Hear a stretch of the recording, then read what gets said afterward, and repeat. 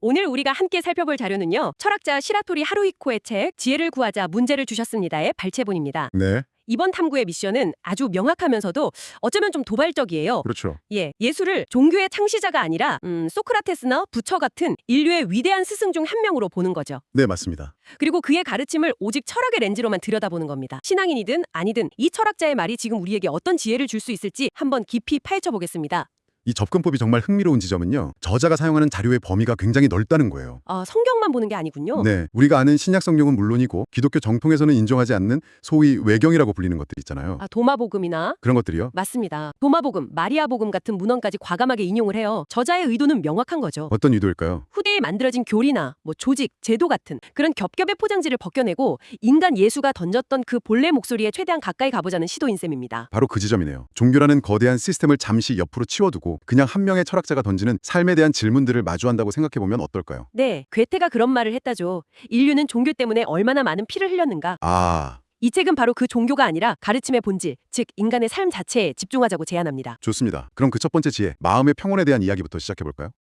좋습니다. 이 책이 가장 먼저 다루는 화두가 바로 현대인이라면 누구나 갈망하는 마음의 평온입니다. 그렇죠. 다들 원하죠. 근데 그 방법론이 뜬구름 잡는 얘기가 아니라 지극히 현실적이라는 게 재미있어요. 대표적인 게 내일 일을 염려하지 말라는 가르침이죠. 그거요? 사실 이 말은 자칫하면 그냥 대책 없이 오늘만 즐겨라 이런 말처럼 들릴 수도 있거든요. 맞아요. 오해하기 쉽죠. 오늘 할 일을 내일로 미루는 완벽한 핑계처럼요. 저자는 이 오해를 어떻게 풀어주나요? 핵심은 염려와 준비를 구분하는 데 있어요. 염려와 준비요? 네, 이 가르침이 미래에 대한 계획이나 준비를 하지 말라는 뜻이 전혀 아니에요. 오히려 그 반대죠.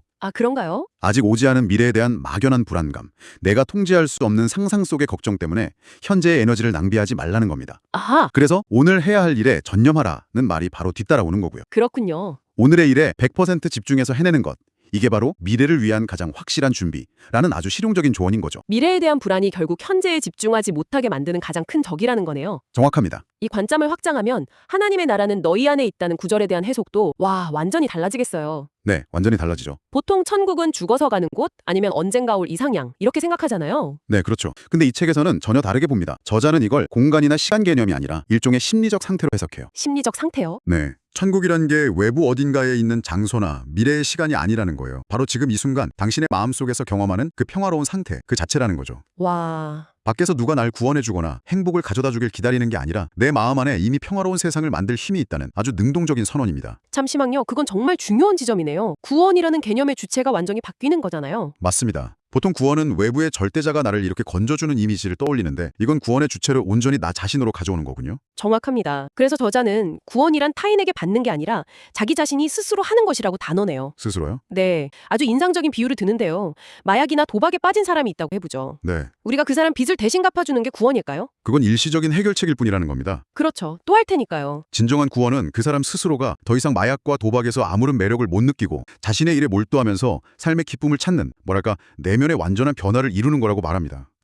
삶의 방식 자체가 바뀌는 것? 네, 그것이 진짜 구원이라는 거죠. 듣고 보니 정말 그렇네요.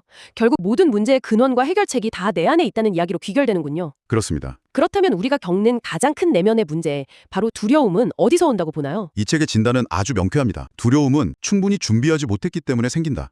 준비 부족. 그리고 의심은 스스로 올바르게 살지 못했기 때문에 생긴다고 말해요. 스스로 올바르지 못해서요. 네.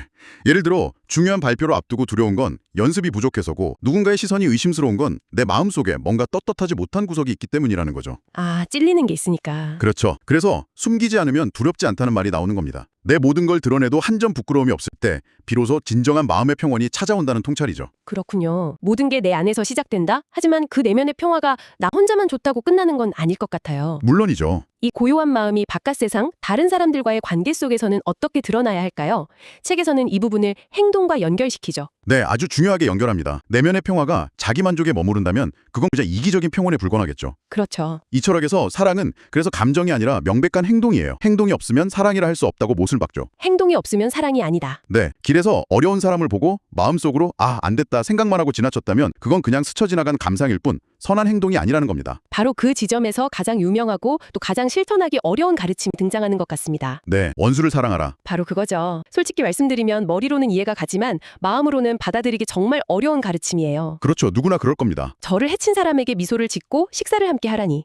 이게 정말 인간적으로 가능한 일일까요? 듣는 분들도 아마 비슷한 생각을 하실 것 같아요. 충분히 그럴 수 있습니다. 저자도 이게 얼마나 어려운 일인지 인정해요. 하지만 그는 복수의 본질을 꿰뚫어 봅니다. 복수의 본질이요. 복수는 결코 한 번으로 끝나지 않고 끝없는 복수의 연쇄 반응을 일으킬 뿐이라는 거죠. 그 고리를 끊을 수 있는 유일한 힘이 바로 사랑이라는 겁니다.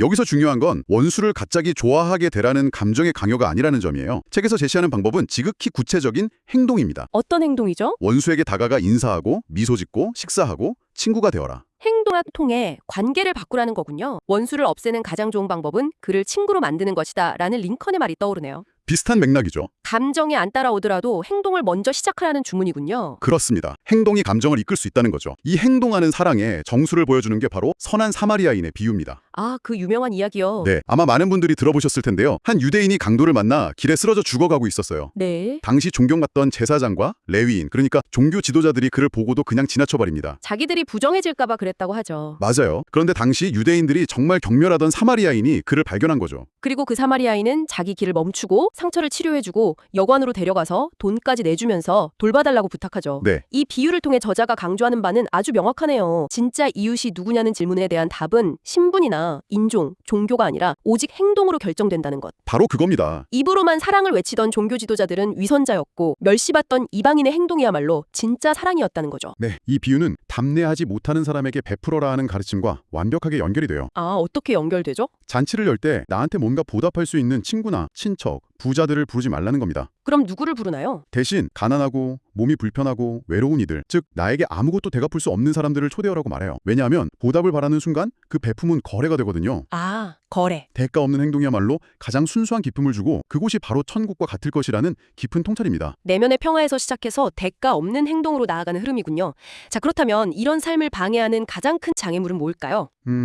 우리가 흔히 성공의 척도로 여기는 부에 대해 이 책은 완전히 반대되는 시각을 제시합니다. 단순히 돈이 전부는 아니다. 이걸 넘어서 부유한 자는 오히려 가엾다고까지 말하는데요. 네, 좀 세게 말하죠. 이건 질투나 정신승리가 아니라 그들이 놓치고 있는 결정적인 무언가가 있다는 철학적 진단이죠. 그게 뭘까요? 부자가 가엾은 이유는 그들이 돈으로 얻을 수 있는 것에 너무 익숙해진 나머지 돈으로 결코 얻을 수 없는 것의 가치를 잊어버리기 때문이라고 저자는 분석합니다. 돈으로 살 수 없는 가치요? 네, 돈으로 산 음식, 돈으로 산 관계, 돈으로 산 쾌락에 둘러싸여 위안을 받느라 마음에서 진정으로 우러나오는 따뜻한 대화나 조건 없는 사랑을 나눌 기회 자체를 잃어버린다는 거예요.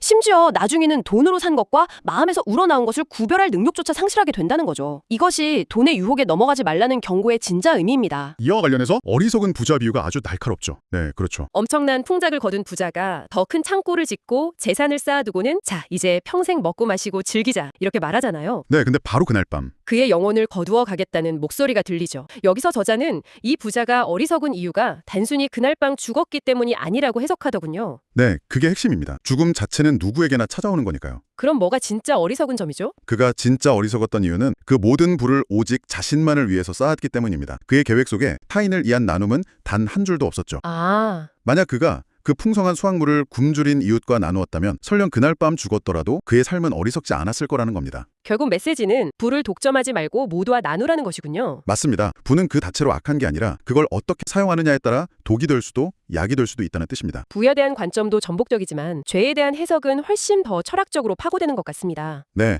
이 부분이 좀 어렵게 느껴질 수도 있어요. 저자는 죄는 존재하지 않는다. 죄인이 존재할 뿐이다. 라는 명제를 제시하는데요. 이건 언뜻 들으면 죄를 지어도 괜찮다는 말처럼 들릴 수도 있어서 조금 위험하게 느껴지기도 합니다. 충분히 그렇게 생각할 수 있습니다. 하지만 저자의 의도는 정반대예요. 죄라는 추상적이고 거대한 개념 뒤에 숨지 말라는 겁니다. 숨지 말라. 네, 우리는 종종 나는 죄인이야 라는 막연한 죄책감에 빠져서 자신을 비하하고 무기력해지곤 하잖아요. 저자는 그런 관념의 노예가 되지 말라고 말합니다. 아하, 그러니까 과거에 얽매이지 말고 그렇죠. 과거의 잘못에 얽매여 현재를 파괴하지 말고 내 행동을 직시하고 앞으로 어떻게 살 것인지에 집중하는 매우 실존적인 메시지입니다. 그렇다면 이 관점은 자연스럽게 타인을 함부로 판단하는 행위에 대한 경고로 이어지겠군요. 당연히 그렇죠. 남을 보듯 자신을 보라. 타인에 속단하지 말라는 가르침처럼요. 우리 보통 남의 눈에 있는 티끌은 잘 보면서 제 눈에 들보는 못 보는 경향이 있으니까요. 그렇죠. 저자는 남을 판단하는 그 엄격한 잣대가 결국 부메랑처럼 그대로 자신에게 돌아올 거라고 경고합니다. 아, 무섭네요. 타인에 대해 저 사람은 구원받은 자라거나 저 사람은 가난해서 버림받은 자라는 식의 꼬리표를 붙이는 행위 자체를 멈추려는 거예요.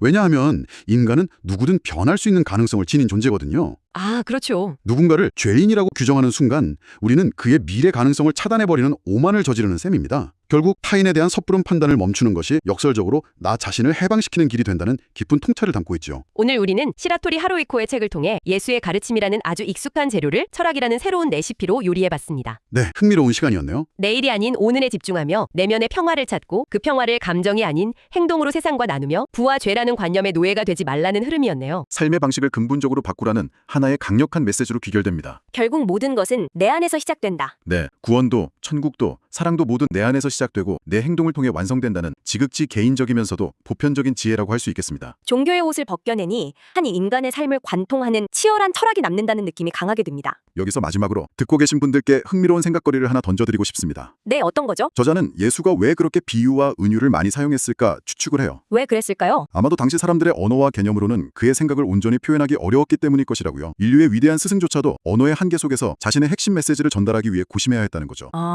여기서 당신에게 질문을 던져봅니다. 만약 당신의 삶의 철학, 당신이 가장 중요하게 생각하는 가치를 단 하나의 비유나 이야기로 다른 사람에게 전달해야 한다면 당신은 어떤 이야기를 들려주시겠습니까?